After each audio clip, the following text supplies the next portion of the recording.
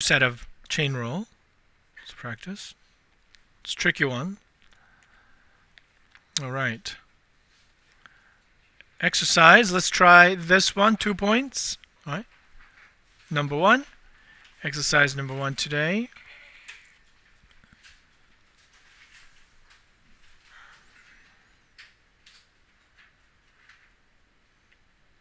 To number 1.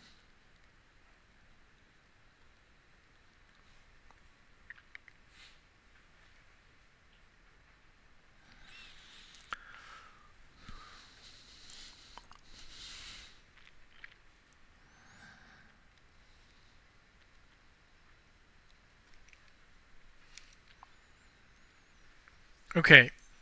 In derivative tangent inverse is 1 over 1 plus x squared. But you have to do that in terms of u, so it's 1 over 1 plus u squared, whatever that's inside in here, right? Then you have to multiply derivative u, which is 2x there. So how about here? Does this part make sense? Second line? Yeah?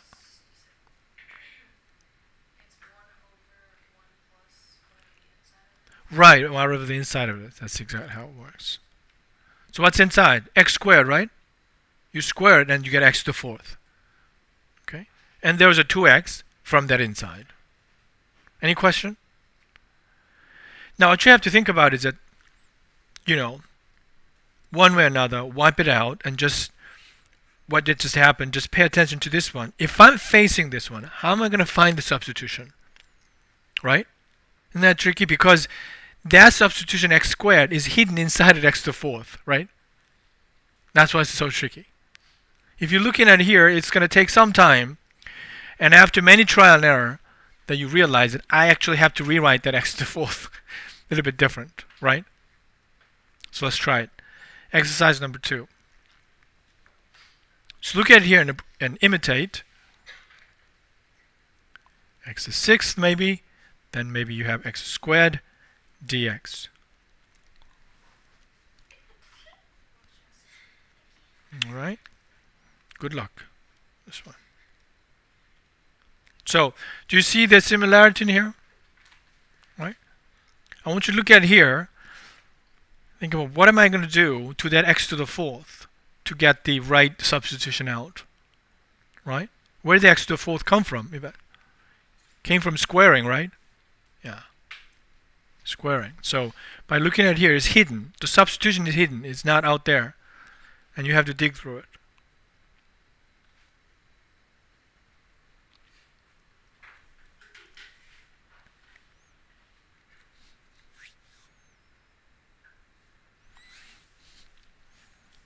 Okay. Does that make sense? Yeah, it's not easy to pull that out, but if you compare what happened here, right, by looking at 2x, if I have to cancel that from substitution, I want to see square down there, right? Because x squared will cancel that x. So you think about rewriting this x to the fourth. So here, I got to kill that x squared in the substitution. So if that's one direction, then I have to pull out x to the third, and you're like, hey, that you can regroup it x to the third squared, right? So if you choose that u to be x to the third, then it cancels. Finally, enter shape like this: 1 over 1 plus u squared. That's arctan, right? So this type of problem, it requires a bunch of experience calculating many antiderivative problems or derivative, and it's not easy to discover things like that. So again, if it's a polynomial, its structure can be all disappear as you simplify it. But if you have exponential, log, or trigonometry, the simplifying those expressions is very limited.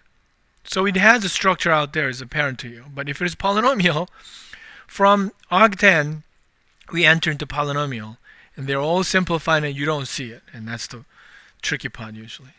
All right? Any question about this problem? Yes. Depending on what your target is, it looks a lot like the arctan.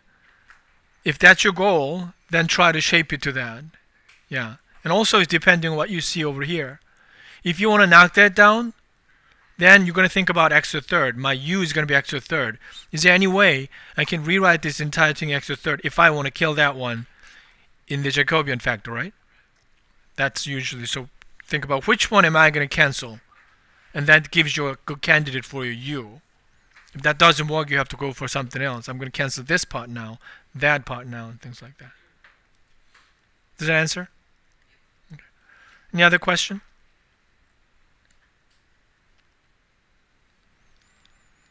All right. Looking at the sine inverse of x to the third, let's jump right into the antiderivative problem. All right? It's a lot like that. So let's try exercise number 3. How about this guy?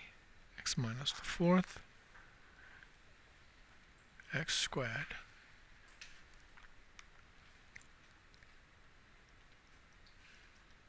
What is that? All right.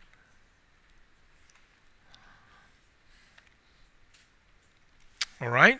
How was it? Good? Yeah, 1 over square root of 1 minus x squared, that's sine inverse. Yeah, if you didn't remember that, and you're probably stuck here or doing other substitution. I don't know this. I'm going to do some other substitution, and you realize that there's no other way. Pretty much, if the answer is this one, the unique answer, right? The uniqueness of antiderivative, there's no other way around. You got to face sine inverse. Any question?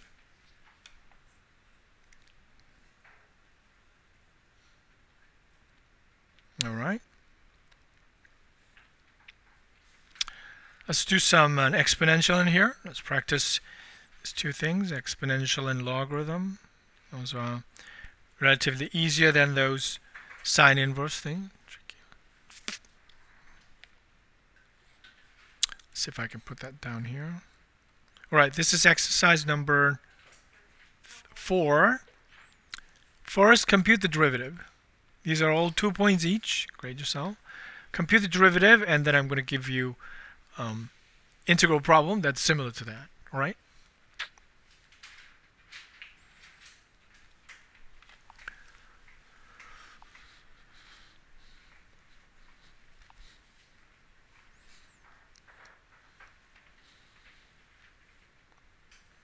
All right, is that okay?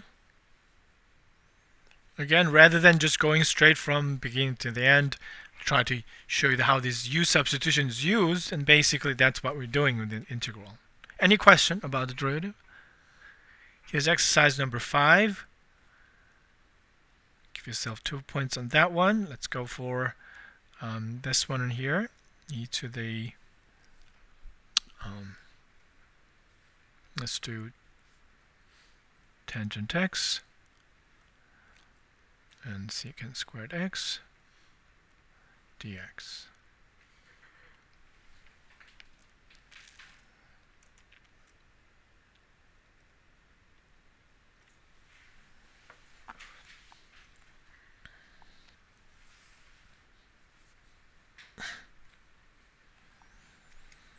All right, was that okay?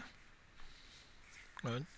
Again, other functions other than polynomials, it had a lot of limitation in terms of simplified, so it's out there pretty much, so you can easily detect it. Any question about exercise number 5? Right? It's all about switching from dx to du and throwing in the Jacobian factor, right? So, exercise number 6. Let's differentiate this guy and compare our answers. Derivative of ln of a sine of x inside there.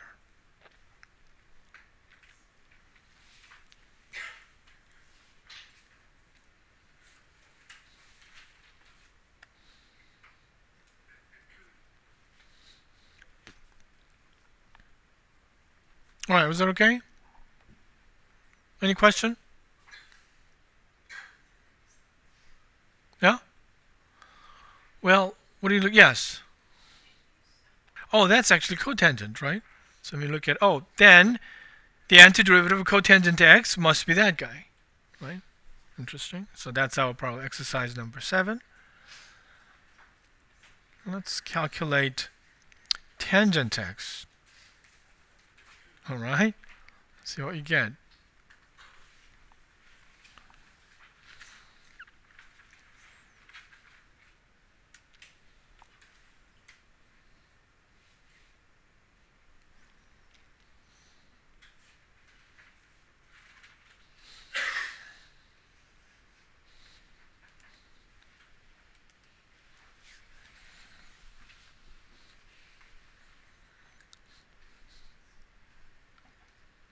Right, the key step is that the things that you want to cancel must be in the numerator level, not in the denominator level, right? So you decide that, oh, cosine, its derivative is out there in the numerator level. So that's our choice. And the sine cancels. You enter 1 over cosine. So that's just simply 1 over u. And that's ln. And don't forget the absolute value here. And you enter, this is one fine answer right here. But in the literature and the calculus, they always connect tangent and secant, sine and cosine in all this derivative and antiderivative result. So they would try to, usually in the literature, they try to rewrite this one in terms of secant. So -1 outside, inside the log, it's the exponent, right? So reciprocal of cosine is a secant there. So in the literature, it's usually, what is the antiderivative of tangent x? It's log of absolute value of secant x plus c. That's how it's written. But this is correct answer. But you will find this one in the literature. Any question?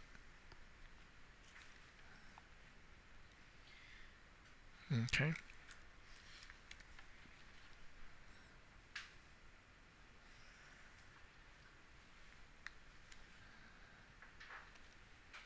So there they are, the loads of examples. So these are a summary of basic examples that we went through. We start with a polynomial that we use chain rule with a fractional power and a negative power, right?